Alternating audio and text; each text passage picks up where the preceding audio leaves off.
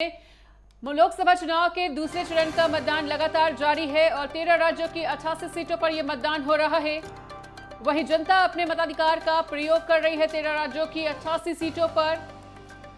तो लगातार जनता अपने मताधिकार का प्रयोग करने के लिए मतदान केंद्रों पर पहुंच रही है। असम में 5, जम्मू कश्मीर में 1, त्रिपुरा में 1 और यूपी की 8 सीटों पर मतदान हो रहा है। मेरठ, गाजियाबाद, गौतम बुद्ध नगर में चुनाव चल रहा है।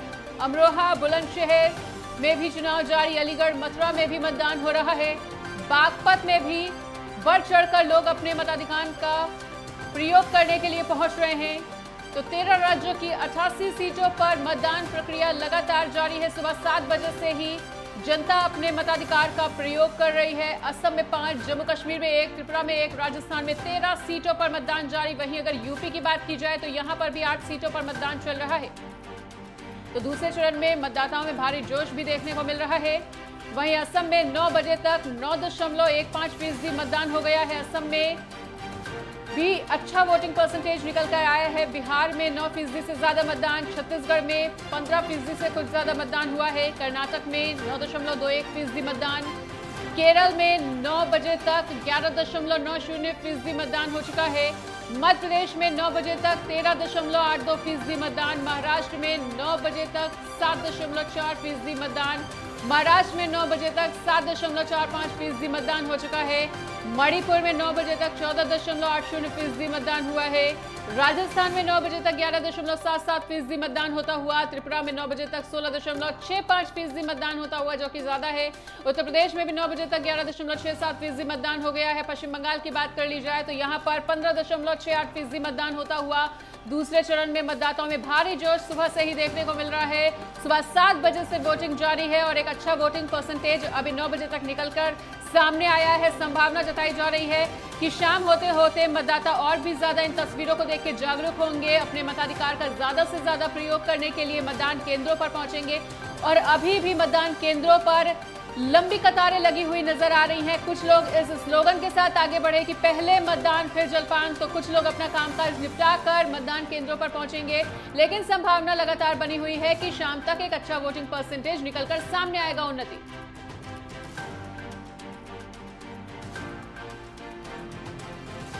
तो देखिए, एक तरफ वोटिंग परसेंटेज लगातार सामने आ रहा है तो वहीं दूसरा चरण बेहद ही ज्यादा महत्वपूर्ण बना हुआ है। 13 राज्य और 88 सीटों का ये महामुकाबला सामने आ रहा है। तो वहीं इस बीच जो तमाम दिग्गज हैं, अलग अलग पार्टियों से जुड़े हुए, अलग अलग राज्यों से जुड़े हुए, वसुंधरा राजे हो, अशोक गहलोत हो, उन सब का क्या कहना है आज के इस बड़े दिन पर, सबसे पहले वो आपको सुनवा देते हैं। के लिए मतदाताओं से अपील करता हूं, अधिकतर दिन मतदान के लिए निकले, लोकतंत्र में सक्रिय भागीदारी निभाए। मतदाता प्रधानमंत्री नरेंद्र मोदी को प्रधानमंत्री बनाना चाहता है। देश के अंदर, प्रदेश के अंदर कोटा बूंदी संसदीय क्षेत्र में उत्साह है। जनता का सपोर्ट मिलेगा और फिर से इतिहास बनाएंगे। रिकॉर्ड, दुष्यंत जी का रिकॉर्ड कुछ नया बनने की उम्मीद है। हमारी जनता तो कह रही है और मैं भी विश्वास करता हूं। 25 के 25 कमल खिलेंगे। मोदी साथ ही राजस्थान की जनता ने विधानसभा चुनाव में भी मोदी जी की गारंटी पर विश्वास किया है और ये चुनाव तो स्वयं नरेंद्र मोदी जी लड़ रहे हैं, भारतीय जनता पार्टी लड़ रही है और राजस्थान की जनता और देश की जनता मोदी जी को फिर से प्रधान सेवक के रूप में देखना चाहती है। सचिव, लोकतंत्र में वोट का तो महत्व होता ही, एक वोट का महत्व होता है। तो वैभव गहलोत इसीलिए जालोर से आए हैं कि भाई एक वोट जो है मैं वोट दूं, वहां पर वो जाएंगे, वहां पे फिर अपना जनसंपर्क करना है, वहाँ पे मैनेजमेंट देखना, वो सब करेंगे। मैसेज ये कि हर व्यक्ति को वोट का अधिकार है, उसका उपयोग करना चाहिए, प्रदेशवासियों को वोट देना जाना चाहिए। ये मैसेज वैभव गहलोत ने देने का प्रयास किया है। तो 400 पार की जो बात की, इस बार देख रही है 400 पार तो बोलना भूल जाएंगे मोदी जी, अमित शाह जी। पहले राउंड के बाद में जो पोलिंग हुई है, उसके बाद में वो इतना बड़ा झटका लगा उनको कि वो मंगलसूत्र पर आ गए। तो तमाम दिग्गजों की अलग अलग प्रतिक्रिया सामने आई है और लगातार आरोप प्रत्यारोप का सिलसिला आज भी जारी है। इस बीच चर्चा की शुरुआत कर लेते हैं। लगातार हमारे संवाददाता के जरिए तो हम लोग कवरेज कर ही रहे हैं, लेकिन इस बीच हमारे साथ कई दिग्गज मेहमान जुड़ गए हैं। सबसे पहले उन मेहमानों से आपको रूबरू करा देती हूँ। हमारे साथ अमिताभ कुमार, वरिष्ठ पत्रकार, जुड़ गए हैं। अमिताभ जी, बहुत स्वागत आपका। हमारे साथ अंजनी कुमार सिंह राजनीतिक विश्लेषक जुड़ गए हैं। अंजनी जी, आपका भी बहुत स्वागत। डॉक्टर अजय तिवारी राजनीतिक विश्लेषक हमारे साथ जुड़ गए हैं। डॉक्टर अजय जी, आपका भी बहुत स्वागत। और हमारे विशेष संवाददाता राजकुमार भी हमारे साथ बने हुए हैं। शुरुआत करती हूँ अमिताभ जी आपके साथ, क्योंकि दूसरा चरण है, 13 राज्य 88 सीटें बेहद ही ज्यादा महत्वपूर्ण है। कैसे विश्लेषण करेंगे इस दूसरे चरण का? देखिए, सबसे पहले तो जो हमें देखने को मिल रहा है कि वोटिंग परसेंटेज बड़ा पुअर है, कमजोर है जी। अब जो स्थितियां हैं और जितना कम्युनिकेशन का दिन है और जितनी जागरूकता लोगों में आई है, सोशल मीडिया इतना ज्यादा काम कर रहा है, प्रशासन काम कर रहा है, पॉलिटिकल पार्टीज काम कर रही हैं, तो आम जनता को चाहिए कि वो बड़ी से बड़ी संख्या में जाए। 80 से 85% कम से कम हर सीट पे वोटिंग होनी चाहिए, जो होती हुई दिख नहीं रही है। पिछली बार के मुकाबले, पिछले चरण के मुकाबले इस चरण में सुबह की जो वोटिंग है वो परसेंटेज मुझे कम नजर आ रही है बहुत सारे इलाकों में। तो ये आश्चर्य की बात है और मुझे लगता है कि पॉलिटिकल पार्टीज को कोशिश करनी चाहिए और अपने कार्यकर्ताओं को दौड़ाना चाहिए हर गली मोहल्ले में कि ज्यादा से ज्यादा लोगों को निकाले और वोटिंग के लिए प्रेरित करें। अब इसका कारण ये भी हो सकता है कि कई जगह कंपटीशन नजर ही नहीं आ रहा है। कंपटीशन जब नहीं होती है, प्रतिद्वंदिता नहीं होती है तगड़ी, तो जोश कम हो जाता है आम जनता में भी, कार्यकर्ताओं में भी। अब ये किसके खिलाफ जाएगा ये कहना मुश्किल है। निश्चित रूप से एनडीए का पलड़ा भारी है, लेकिन लोगों की उदासीनता बहुत दुखद है। आप अपने नागरिक कर्तव्य का पालन नहीं कर रहे हैं। अगर आप आज बाहर निकल के मतदान नहीं करते हैं तो कल अगले 5 साल तक किसी पे उंगली उठाने का आपको अधिकार नहीं है, मेरा ये मानना है। लोगों से निवेदन है कि वो बाहर निकले और मतदान जरूर करें, क्योंकि 5 साल में एक बार आपको काम करने आना होता है और वो भी वोट दे करके आप फ्री हो जाते हैं। वोट जरूर करें। बिल्कुल। तो डॉक्टर अजय तिवारी राजनीतिक विश्लेषक भी हमारे साथ जुड़े हुए हैं, इनका भी रुख करना चाहेंगे। तो डॉक्टर अजय जी, जिस तरह से अभी तक का जो वोटिंग परसेंटेज निकल कर आया है, उस लिहाज से अगर देखा जाए तो शाम तक वोटिंग परसेंटेज में कितने बढ़ोतरी की संभावना आप देख पा रहे हैं? और अभी तक के एनालिसिस को देखते हुए क्या कुछ आपका कहना, क्या कुछ आपकी प्रतिक्रिया? नमस्कार। सबसे पहले तो आपके चैनल के माध्यम से दर्शकों को बहुत बहुत प्रणाम करता हूं और अपील करता हूं आपके चैनल के माध्यम से घर से निकलें और घर से निकल करके लोगों को जागरूक करें, वोट डालने की अपनी प्रक्रिया को तेज करें, क्योंकि आपका वोट बहुत महत्वपूर्ण है। मैं आपको बताऊं, देखिए आज पिछले जो पहला जो चुनाव हुआ था 102 सीट का, उसमें भी परसेंटेज ठीक ठाक गया था, कोई बहुत अच्छा नहीं गया था, लेकिन त्रिपुरा में एक सीट पर 80% भी गया है। ये भी यहां भी सीट परसेंटेज लगभग जो 16 राज्यों में चुनाव हो रहे हैं उसमें 3 राज्य बड़े महत्वपूर्ण हैं। आप देखिए, केरल है, राजस्थान है, कर्नाटका है, जिसमें 88 सीट की आधी सीट है। और भारतीय जनता पार्टी का यह पहला चरण और दूसरा चरण ही इम्तिहान है। केरल में इनकी भारतीय जनता पार्टी की एंट्री खुलेगी नहीं खुलेगी, राजस्थान में ये मजबूत होंगे नहीं होंगे, कर्नाटक में होंगे नहीं होंगे। लेकिन राजस्थान को तो छोड़ दिया जाए, कर्नाटक और केरल में अगर भारतीय जनता पार्टी ने 20 सीट और 13 सीट, ये सीटें अगर अपनी तरफ से बढ़ोतरी करने की कोशिश की तो निश्चित तौर से भारतीय जनता पार्टी अच्छी सीट पाने की कोशिश कर रही है और करेगी। लेकिन ये जो परसेंटेज है आपका, ये परसेंटेज मुझे उम्मीद है कि लगभग 65% तक जानी चाहिए, क्योंकि देखिए सबसे ज्यादा 3 सीट कलकत्ता यानी कि बंगाल में 3 सीट पर चुनाव आज हो रहे हैं और आज अभी की परसेंट के हिसाब से लगभग 20% तक पोलिंग हो चुकी है। बाकी जगह 12%, 13% अभी चल रहा है, अभी तो स्लो है, लेकिन 2 बजे के बाद मुझे ऐसा लगता है कि ये जो परसेंटेज है ये 50% तक हो जाना चाहिए। बिल्कुल। और देखिए, लोकतंत्र के लिए कहीं ना कहीं थोड़ा सा खतरा हो जाता है कि जब मतदाता जागरूक नहीं होते हैं, और क्योंकि कई ऐसे भी मतदाता होते हैं जो नोटा के ऑप्शन को चुनते हैं, वो भी एक फैक्टर रहता है। और क्योंकि देश के विकास की बात है, देश के प्रगति की बात है, राजनेताओं को भी उस हिसाब से गंभीरता से सोचना चाहिए। ठीक है, लौटती हूँ। बहुत ही महत्वपूर्ण बात आपने अजय जी रखी है। अंजनी कुमार सिंह जी भी हमारे साथ जुड़े हुए हैं। अंजनी जी, आज दूसरे चरण का ये मतदान हो रहा है, कितना महत्वपूर्ण आप देख रहे हैं? क्योंकि देखिए, एक तरफ एनडीए है, एक तरफ इंडिया गठबंधन है, दोनों के ही आरोप प्रत्यारोप आप सुन ही रहे होंगे। तुष्टीकरण का आरोप लग रहा है, संविधान का आरोप लग रहा है, संपत्ति का मुद्दा सबसे ज्यादा गूंज रहा है। खुद प्रधानमंत्री कह रहे हैं कि अगर कांग्रेस के हाथ में सत्ता आती है तो फिर क्या हाल होगा देश का, ज्यादा बच्चे वालों को दे दिया जाएगा या जो बाहरी व्यक्ति हैं, जो घुसपैठी हैं, उनको दे दिया जाएगा। जब इस तरीके की बयानबाजी होती है, पलटवार होते हैं, तो वो आखिर उसमें जो जरूरी मुद्दे, क्या आपको लगता है कि वो पिस जाते हैं? देखिए, मैं इसमें ये कहना चाहूंगा कि लोकतंत्र का महापर्व है जी। और लोकतंत्र के प्रखर नेता डॉक्टर राम मनोहर लोहिया कहा करते थे कि जिंदा कौमें 5 साल इंतजार नहीं करती। और 2014 से लेकर के आज तक चुनावी विश्लेषण को अगर हम देखें और उधर रुख करें बहुत ईमानदारी से, तो 5 वर्ष के बाद जनता में कहीं न कहीं किसी न किसी मुद्दों को लेकर के बदलाव नजर आने लगता है। अगर जनता खुश नहीं होती मुद्दों से, उनके कार्यों से, नीतियों से, तो 2014 से लेकर के 2024 आ गया, 10 वर्षों में कहीं न कहीं बदलाव होना चाहिए था। और जो विपक्षी लोग मांग कर रहे हैं, हर विपक्ष का कार्य होता है कि मुद्दों को लेकर के, देश की नीतियों को लेकर के, लोक नीतियों को लेकर के सत्ता पक्ष का घेराव करे, सत्ता पक्ष के विरुद्ध अपनी बात को रखे और लोगों को जागृत करे, लोगों में जा करके मुद्दों के प्रति उनको जागृत करे। तो ये सब काम विपक्षी करना चाहिए, कर रहे हैं। कुछ लोग खाली आरोप प्रत्यारोप लगा रहे हैं। आरोप प्रत्यारोप लगाने से जनमत नहीं बदला करता और बिना जनमत बदले लोकतंत्र में परिवर्तन संभव नहीं है। लोकतंत्र में परिवर्तन के लिए जनमत को बदलना पड़ेगा और जनमत एक तरफा मैं देख रहा हूं लगातार 2014 से लेकर के आज तक विभिन्न मुद्दों को लेकर के, तो मेरे ख्याल से मैं जनमत देख रहा हूं कि सिर्फ भारतीय जनता पार्टी के प्रति ही जनमत मुझको दिखाई पड़ रहा है, साफ साफ। मैं किसी पार्टी का प्रचारक नहीं हूं, किसी पार्टी का नहीं हूं। मैं एक विश्लेषक के रूप में, एक साहित्यकार के रूप में अपनी बात रख रहा हूं।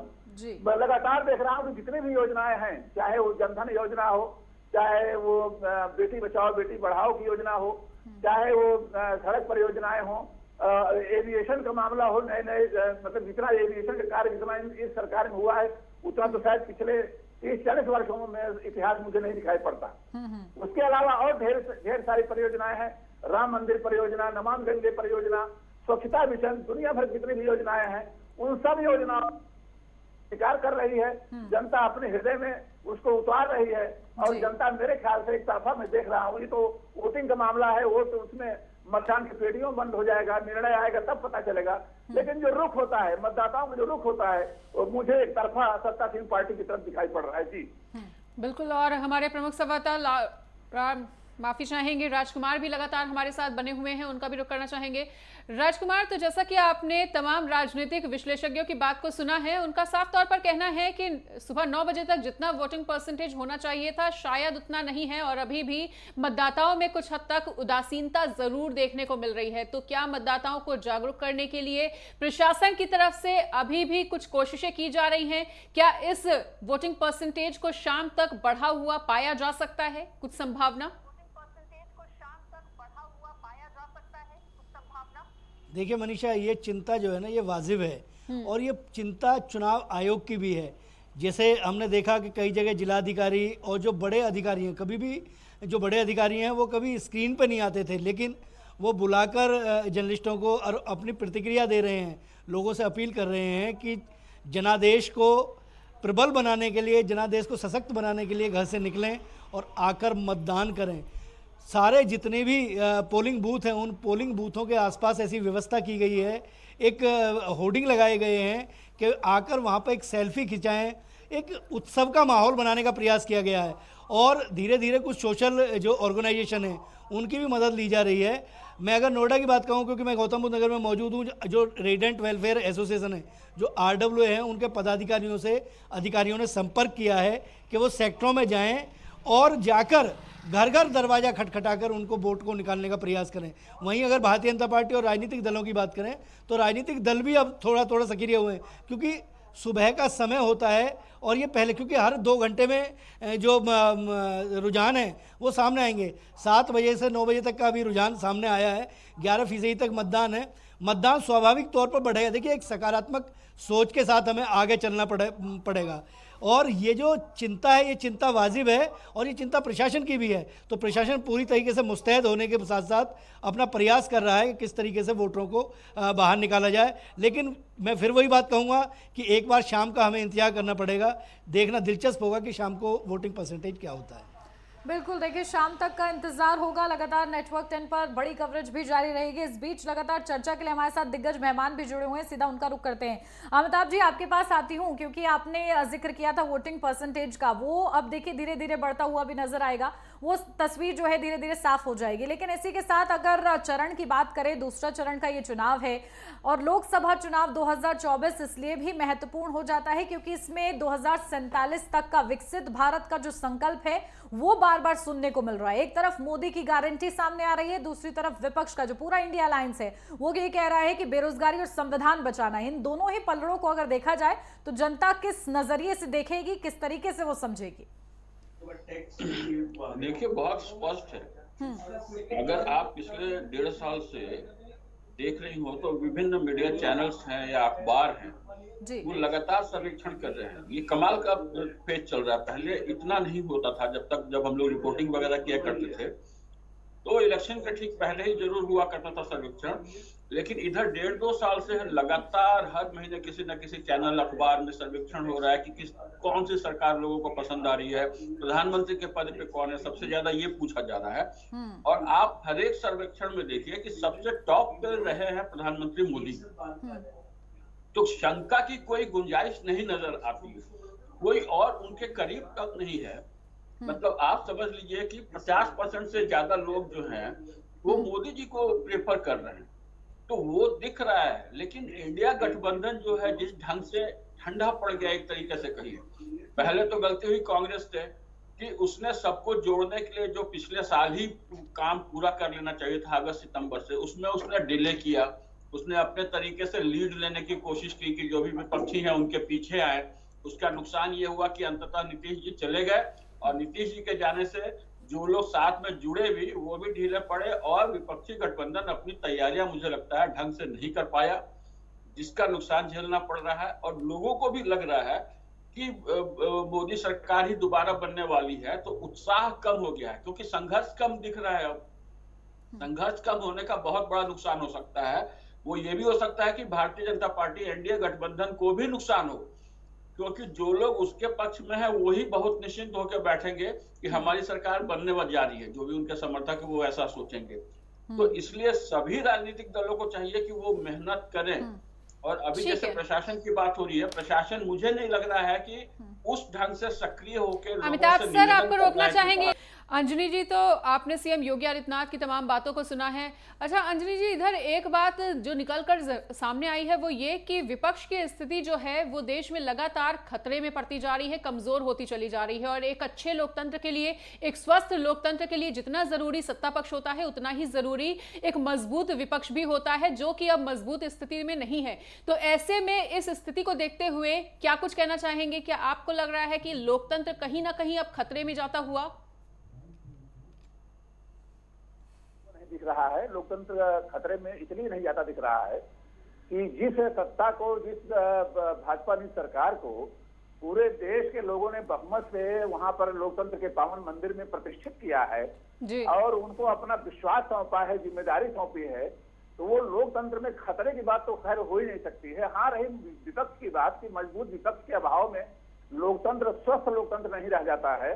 तो मैं जहां तक विपक्ष की बात करूंगा तो विपक्ष को मजबूत मुद्दे उठाना चाहिए, मजबूत मुद्दों पर सड़कों पर जाना चाहिए। जब जैसा कि हमने भी पहले कहा, जनमत बदलने से जो है वो लोकतंत्र में बदलाव होता है, ना कि ये भाषण देने से, ना कि रैलियां करने से। रैली में अब भीड़ बहुत जुटा लीजिए, लेकिन जनमत को बदलने के लिए आपके पास मुद्दे होना चाहिए।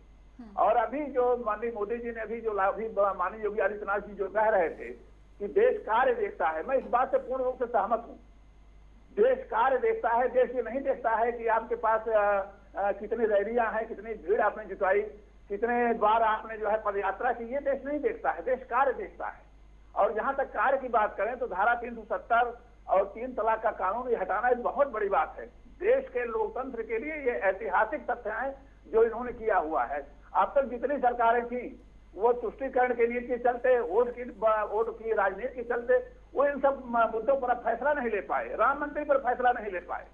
तो जहां तक भारतीय जनता पार्टी की सरकार है, मैं फिर से कह दूं कि मैं किसी दल का नेता नहीं, किसी दल का जो है वो अनुकरण नहीं करता हूं, निष्पक्ष रूप से मैं विश्लेषक के रूप में बोल रहा हूं। मुझे यही कहना चाहता हूं कि अब तक जितने भी इनके कार्य हुए हैं वो राष्ट्रवाद को लेकर के, जो सारे कार्य में राष्ट्रवाद, उनका हृदय जो है सारे कार्यों का राष्ट्रवाद है। तो जो चाहे राम मंदिर हो, चाहे 3 तलाक का मुद्दा हो, या और भी बहुत सारी नीतियां हैं। तो माननीय योगी आदित्यनाथ जी की बात करें तो सुरक्षा और सुशासन के नाम पर इन्होंने प्रदेश नहीं विश्व में रिकॉर्ड कायम किया हुआ है। अब तक देश में ऐसा, प्रदेश में ऐसा कोई मुख्यमंत्री नहीं हुआ जो अपनी सरकार की चिंता न करते हुए, वोट बैंक की चिंता न करते हुए इतने महत्वपूर्ण फैसले ले और फैसलों पर डटा रहे, अडिग रहे। तो जो जनमत है, जो बयार है, जो अभी आपने कहा कि विपक्ष जो है कमजोर विपक्ष, ये लोकतंत्र के लिए अच्छा संकेत नहीं है। लोकतंत्र खतरे में नहीं है। विपक्ष को जो है इंट्रोस्पेक्शन करना चाहिए, आत्मावलोकन करना चाहिए कि आखिर 10 वर्ष हो गए। अभी मैंने कहा शुरुआत में अपनी बात शुरू की, लोहिया जी के विचार से जिंदा कौमें 5 साल इंतजार नहीं करती। आखिर 10 वर्षों में आपने विपक्ष की भूमिका कहाँ कहाँ तय की? अपने देखिए, जनता रिपोर्ट कार्ड दे देगी और जनता बहुत ज्यादा समझदार है, वो दोनों ही पक्षों को बखूबी समझती है और इसीलिए बस वो जनता के रिपोर्ट कार्ड का अब इंतजार हो रहा है। जैसे जैसे चरण आगे बढ़ रहे हैं और ज्यादा रिपोर्ट कार्ड नजदीक आता हुआ नजर आ रहा है। ठीक है, आप सभी हमारे साथ बने रहिएगा, आगे भी आप लोगों से और विशेष जानकारी अपने दर्शकों तक पहुंचानी। फिलहाल यहाँ रुक रहे एक छोटे से ब्रेक के लिए, लगातार बड़ी कवरेज जारी है।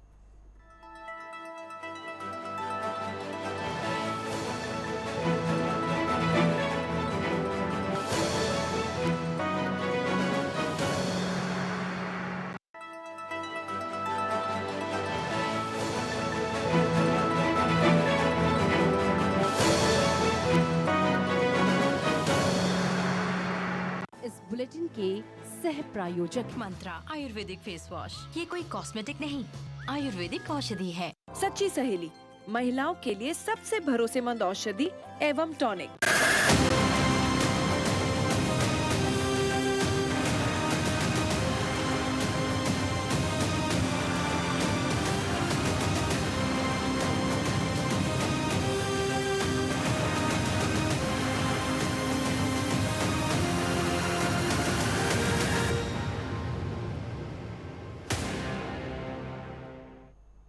तो ब्रेक के बाद स्वागत है। और जैसा कि दूसरे चरण का मतदान लगातार चल रहा है, तमाम राज्यों की तस्वीरें भी हम आपको लगातार दिखा रहे हैं। अलग अलग जिलों से अलग अलग सहयोगियों ने भी पल पल का अपडेट आपके साथ साझा किया। नेटवर्क 10 पर महामतदान की महा कवरेज लगातार जारी है।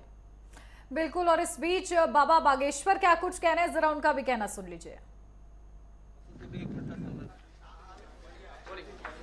बागेश्वर धाम पंडित धीरेन्द्र कश्यप शास्त्री वोट डालने पहुंचे हैं।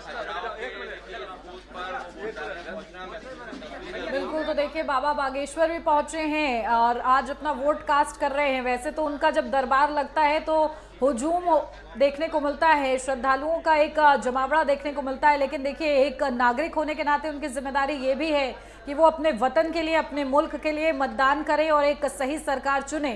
और इसके लिए देखिए बागेश्वर बाबा पहुंच चुके हैं मतदान केंद्र पर। तस्वीरें हम आपको दिखा रहे हैं, अपने मत का प्रयोग वो कर रहे हैं। के आने के बाद सही लोकतंत्र क्या है उसका एहसास भारतवासियों को हुआ। इस क्षेत्र में भी, जम्मू कश्मीर में, जहां अभी तक स्थानीय इकाइयां गठित नहीं हुई थी, जिला परिषदों का गठन पहली बार मोदी जी के आने के बाद हुआ।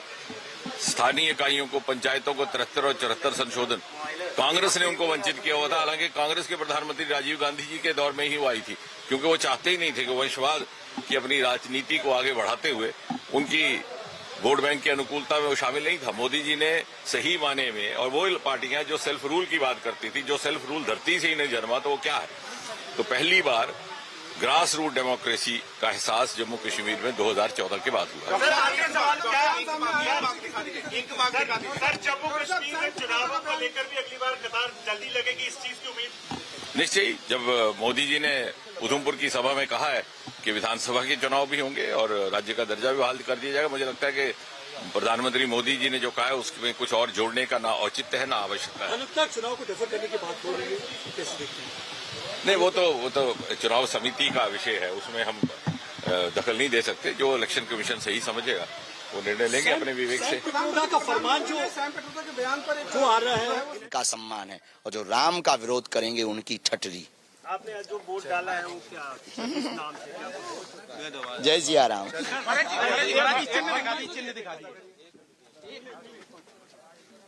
धीरेन्द्र शास्त्री नजर आ रहे हैं, वोट कास्ट करने के लिए पहुंचे हुए थे और उन्होंने कहा कि जो राम को लाए हैं हम उनको लाने का पूरा प्रयास। एक बार उसी स्लोगन को चरितार्थ करते हुए पंडित धीरेन्द्र शास्त्री नजर आए। अपने मताधिकार का उन्होंने प्रयोग किया और उन्होंने समस्त देशवासियों को ये संदेश देने का भी प्रयास किया है कि अपने मताधिकार का प्रयोग अवश्य करें। बिल्कुल। और देखिए हमारे साथ खास मेहमान भी जुड़े हुए हैं। अजय जी, आपका रुख करती हूँ, क्योंकि देखिए बागेश्वर बाबा तो ये कह रहे हैं कि जो राम का विरोध करता है उसकी छटनी पक्की है। अब जब ऐसी बयानबाजियां होती हैं तो कहीं ना कहीं चुनाव सिमट जाता है एक धर्म को लेकर, और क्योंकि प्रधानमंत्री लगातार कांग्रेस के मैनिफेस्टो को मुस्लिम लीग बता रहे हैं, तो आखिर कुल मिलाकर ये वर्सेस जो है ये नजर आता है मुस्लिम वर्सेस हिंदू हो जाता है। तो ये जब चुनाव ऐसा हो रहा है तो जो मतदाता हैं वो क्या सोच कर जाते हैं? क्या धार्मिक फैक्टर इतना ज्यादा इफेक्ट करता है, या फिर वो जो बेरोजगारी और महंगाई के मुद्दे गिनाए जाते हैं जो बड़े होते हैं वो भी फैक्टर जो है इफेक्टिव रहेगा?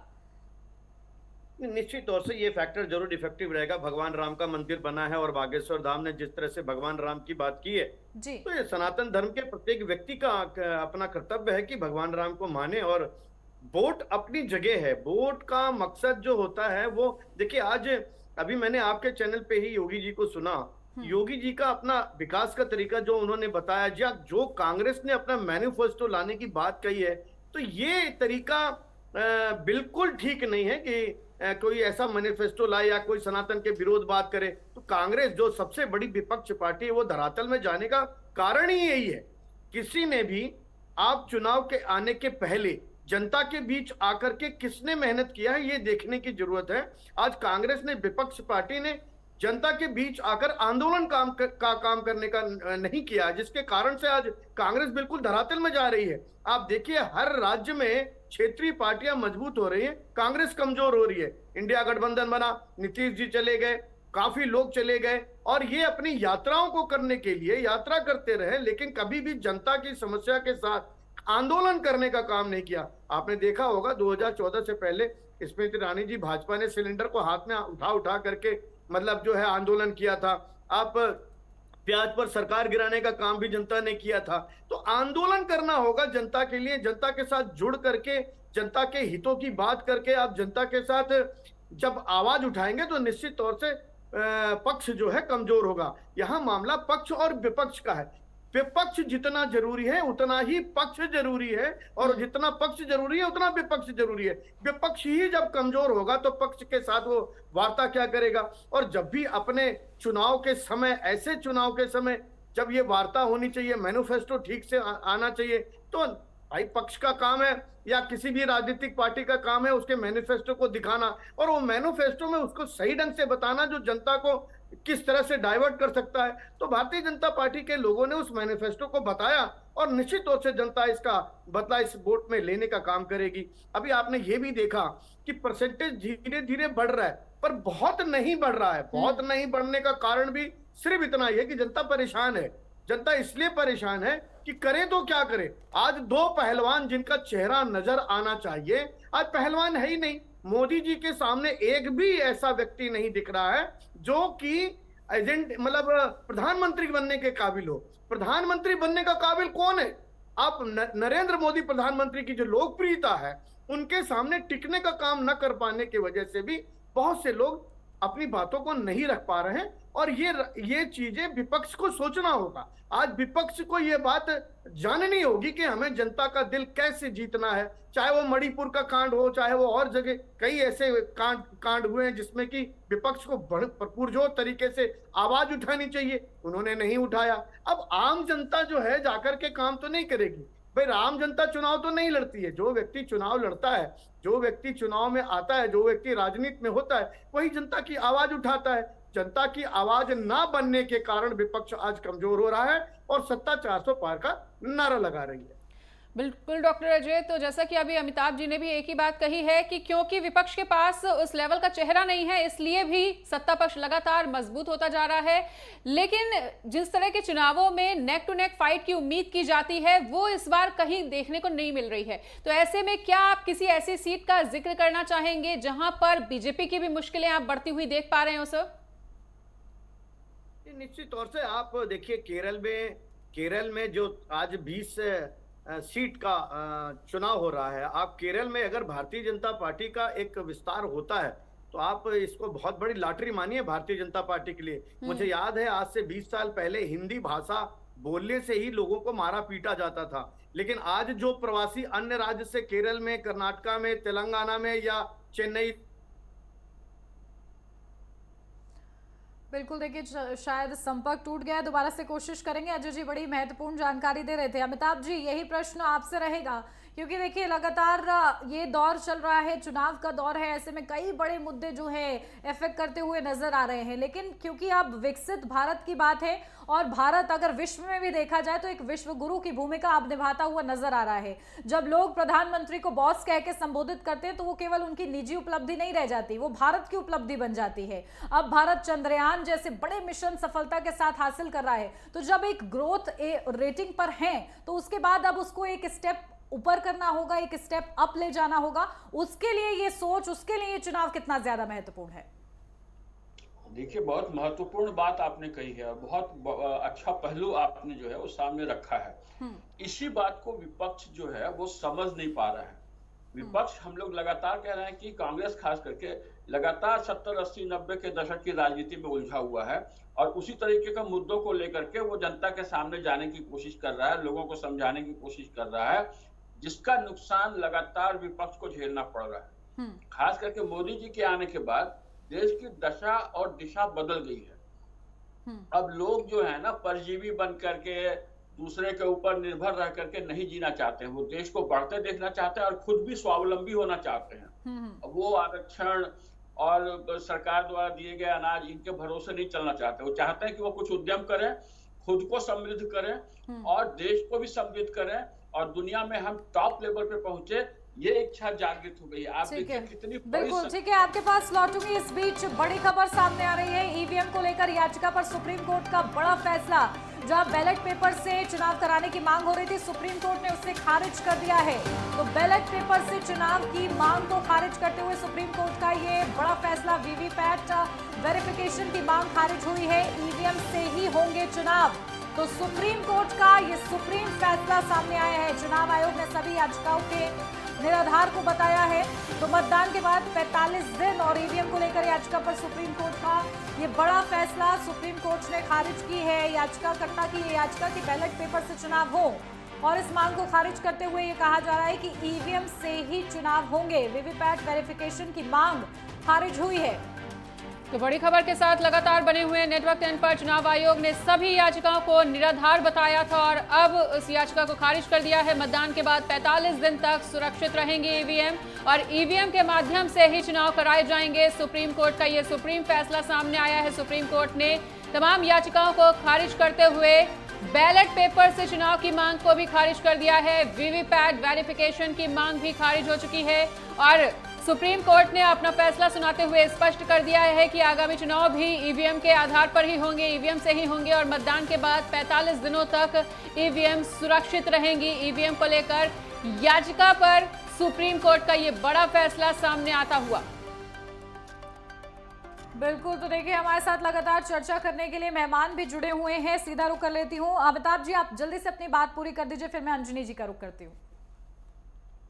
मैं जो बता रहा था कि आप देखिए हमारे देश में कितने बड़ी संख्या में है, यूनिकॉर्न में बहुत बड़ी संख्या में, बहुत सबसे ज्यादा दुनिया में यूनिकॉर्न लेवल पे जो कंपनियां पहुंच गई है, 1 अरब के उसके बजट के लेवल पे जो कंपनियां पहुंच गई हैं, तो भारत ने कमाल करके दिखाया है। दुनिया के देश हमारी ओर देख रहे हैं, इन्वेस्ट करना चाह रहे हैं, सारी बड़ी कंपनियां इन्वेस्ट यहाँ करना चाह रही हैं। चीन से उठ के कंपनियां आ रही हैं, हमारा निर्यात का स्तर बढ़ रहा है, हमारा फॉरेक्स जो है वो 620 अरब के ऊपर चला गया है।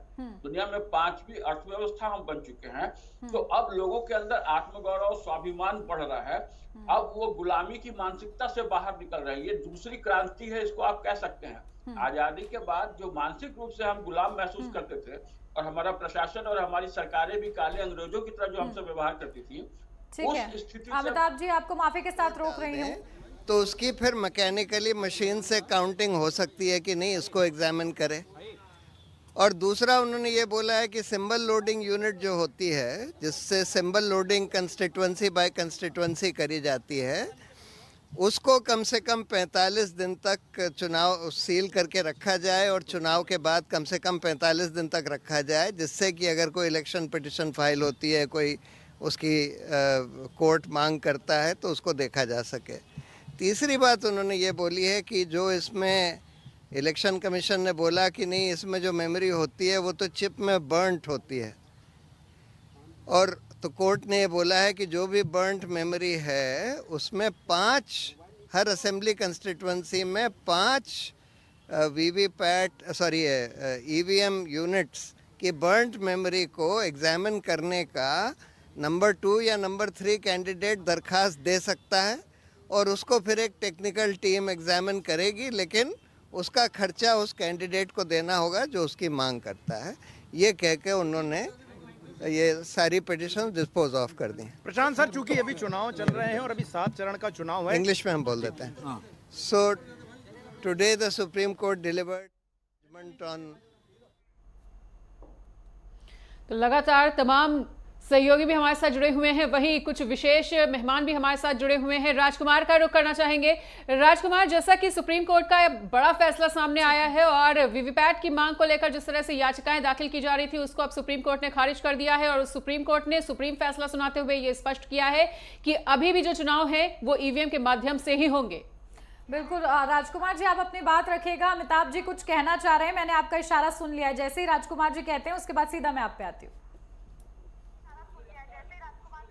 करके जो मतदान की हम एक बेहतर प्रक्रिया में पहुंच गए हैं, उसको बाधित करना चाहते हैं, हर चीज को पीछे घसीटना चाहते हैं, तो सर्वोच्च न्यायालय से यही एक्सपेक्टेड था और उन्होंने बहुत अच्छा निर्णय दिया है। और वीवीपैट के थ्रू जांच करने की प्रक्रिया वो पहले से भी चल रही है कि जो है 5 एक जगह पे आप वीवीपैट के थ्रू चेक कर लें कि मतदान सही ढंग से हुआ है कि नहीं।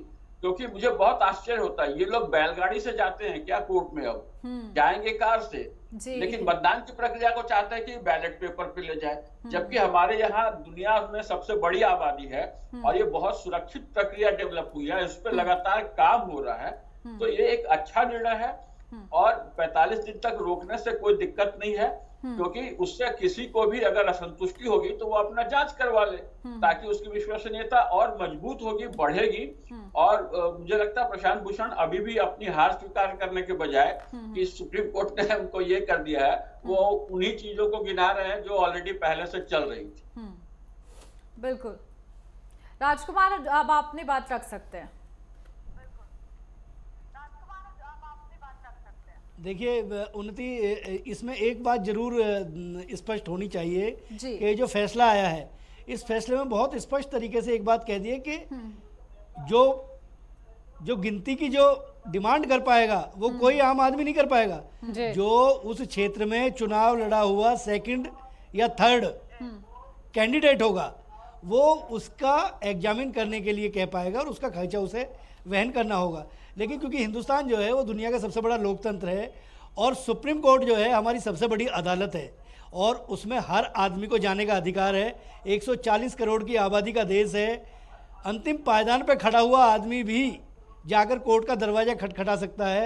ये दरवाज़ा खटखटाया, ईवीएम की डिमांड चल रही थी, ईवीएम को दरकिनार करने की बात चल रही थी, लेकिन सुप्रीम कोर्ट ने बिल्कुल स्पष्ट तरीके से अब इस पर पूर्ण विराम लगा दिया है। अब विपक्ष को भी स्पष्ट तौर पे इस मुद्दे को कहीं ना कहीं ठंडे बस्ते में डालना होगा।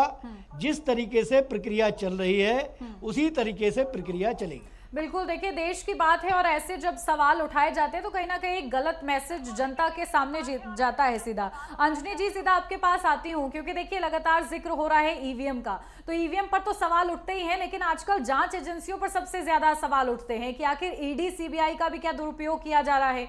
ये जब ऐसी बातें की जाती है तो जनता का उस पर क्या इम्पैक्ट पड़ता है? क्या ये रॉन्ग मैसेज देता नहीं है? न्यायालय पर से लोगों का भरोसा तो नहीं उठ जाता है? बहुत ज्यादा सेंसिटिव ये मैटर हो जाता है। देखिए, जहां तक ईवीएम का सवाल है तो मशीन का सवाल है और संदेह लोग करते हैं, कोर्ट जाते हैं जी। इसी शायर का शेर है कि अब तो हवाएं ही करेंगी चिरागों का फैसला, जिस दिए में जान होगी वो दिया रह जाएगा। और लोकतंत्र में हवाओं का रुख जनता का रुख होता है, तो हवाओं का रुख जनता का रुख पता चल चुका है। अब ये वोट रूपी दिन कब बाहर आएगा, मतदान जब वो मतगणना होगी तब ऊंट किस करवट बैठेगा, ये बात की बात है। लेकिन जनता का रुख जो है, जो हवाओं का रुख है, वो पता चल चुका है। अब आप आरोप लगाएं, कोर्ट जाएं, ईवीएम में गड़बड़ी है, उसमें गड़बड़ी है, जो भी आप करें, लेकिन अब वो चिरागों का फैसला हवाएं करेंगी और उन हवाओं का रुख, जनता का रुख हमको भी पता है, आपको भी पता है और कमोवेश इन सारे दलों को भी पता है। चुनाव परिणाम के बाद एक स्वस्थ लोकतंत्र का गठन होगा।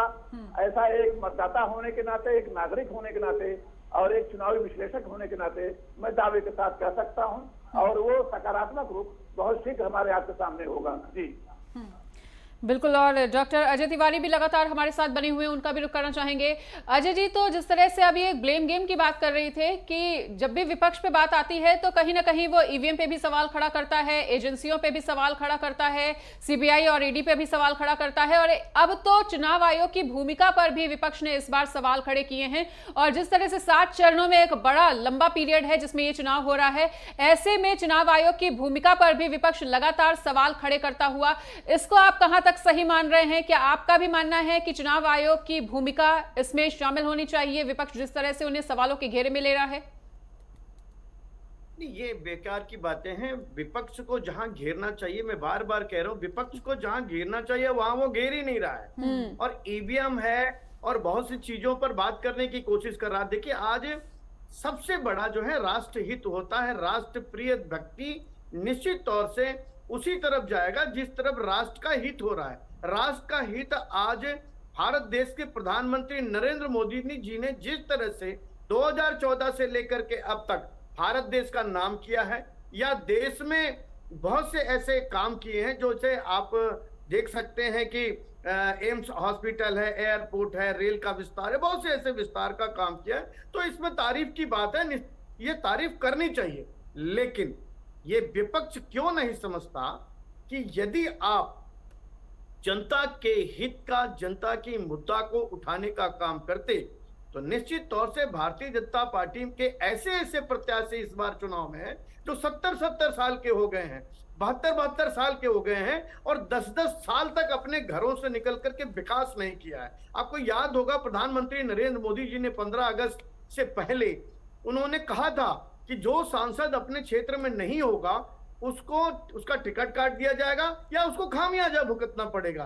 तो जनता जो है वो क्रोध में तो है, पर नरेंद्र मोदी जी के उस लोकप्रियता से, नरेंद्र मोदी जी के उन वाक्पटुता से, नरेंद्र मोदी जी के उस काम की वजह से उस सांसद को वोट नहीं दे रही है, वोट वो नरेंद्र मोदी को दे रही है। और नरेंद्र मोदी के नाम पर जीतने वाले सांसद इस बात का ध्यान जरूर रखें कि आगे कम से कम सांसद बनने के बाद जनता हित में काम करें और देश हित में काम करने की इनको जरूरत है। और जनता को आज इस बात को भी सोचना होगा कि ठीक है, मोदी जी देश हित में काम कर रहे हैं, नरेंद्र मोदी जी अगर देश हित में लगे हैं तो हम सबको देश हित में लगना है, लेकिन अगर उनके एरिया में कोई ऐसा सांसद है जो व्यक्ति काम नहीं कर रहा ठीक से, उसको भी हराना बहुत जरूरी है, क्योंकि मोदी के नाम पर कब तक ये देश में भारतीय जनता पार्टी के विधायक, सांसद चुनाव जीत करके लोगों के बीच नहीं जाएंगे। बिल्कुल, देखिए यही महत्वपूर्ण हो जाता है कि मोदी लहर जो 2014 के बाद से चल रही है, लगातार वो बीजेपी के ग्राफ को एक लेवल अप ही करती हुई नजर आ रही है। अमिताभ जी, आपके पास आती हूँ। देखिए, हम लोगों ने कई दौर देखे हैं कि किस तरीके से बड़े बड़े नारे दिए जाते हैं। इस बार भी ये कहा जा रहा है बीजेपी की तरफ से कि इस बार 400 पार। जब ये नारा दिया जा रहा है तो ये अगर देखा जाए, सीटों का समीकरण समझा जाए तो कितना दूर, कितना पास नजर आ रहा है बीजेपी के ये आंकड़ा? देखिए, जो हालात है उसके हिसाब से मुझे तो निश्चित रूप से 350 से पार नजर आ रहा था सारा कुछ जो है। लेकिन अब जिस ढंग से वोटिंग हो रही है, इससे फिर थोड़ी सी मन में शंका हो रही है। हालांकि वोटिंग कम होने का एक बड़ा कारण ये भी हो सकता है कि लोग निश्चिंत से हैं कि सरकार, यही सरकार रहेगी, दूसरी सरकार आनी नहीं है। लेकिन मैंने भाजपा के मामले में देखा हुआ है और वोटिंग जो मेरा काफी अनुभव रहा है, करीब 35 सालों का, मैंने काफी कवर किया हुआ है फील्ड में भी जाकर।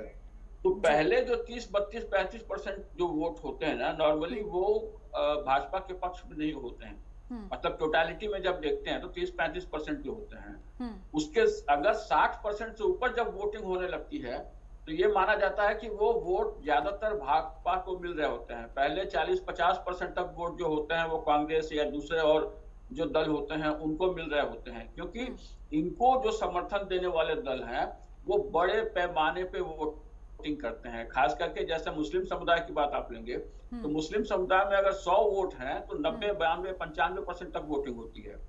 और दूसरे समुदायों में वो वोट का परसेंटेज घस के 35-40% जाता है। तो उस लिहाज से मुझे लग रहा है कि सारे दलों को चिंता करनी चाहिए कि वोटिंग परसेंटेज कम क्यों हो रहा है।